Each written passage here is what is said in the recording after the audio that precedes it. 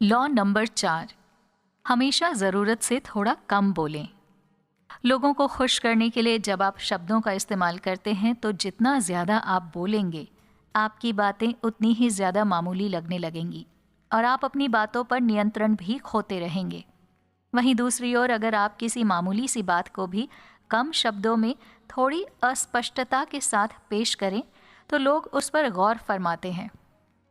प्रभावशाली लोग कम शब्दों में ही लोगों को खुश करना और डराना जानते हैं। आप जितना ज़्यादा बोलते हैं तो आपके मुंह से बेवकूफ़ी भरी बातें निकलने की संभावना उतनी ही ज़्यादा होती है।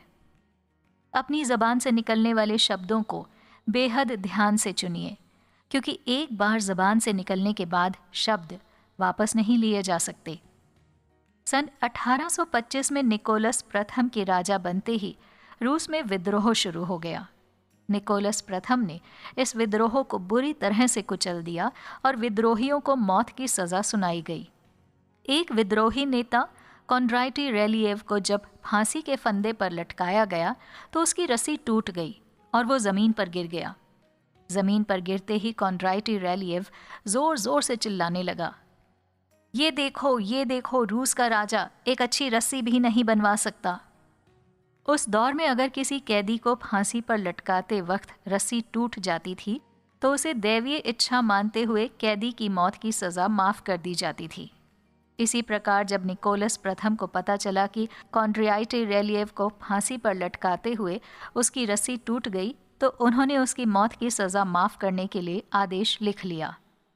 जब निकोलस उस आदेश पर हस्ताक्षर करने जा रहे थे तो उन्होंने अपने मंत्री से पूछा कि क्या रस्सी टूटने के बाद कॉन्ड्राइटी रेलिएव ने कुछ कहा था। इस पर मंत्री ने बताया कि कॉन्ड्राइटी रेलिएव बोल रहा था कि रूस का राजा एक अच्छी रस्सी भी नहीं बनवा सकता है। ये सुनते ही निकोलस प्रथम ने कॉन्ड्राइटी रेलिएव की मौत की सज़ा को माफ़ करने वाला फरमान फाड़ दिया और कहा, अगर ऐसी बात है तो अब हम साबित करके दिखाएंगे कि हम वाकई अच्छी रस्सी बनाना जानते हैं। अगले दिन कॉन्ड्राइटी रेलिएव को फांसी के फंदे पर लटकाया गया और इस बार रस्सी नहीं टूटी। कॉन्ड्राइटी रेलिएव अपनी बेलगाम जुबान की वजह से अपनी जान से हाथ धो बैठा।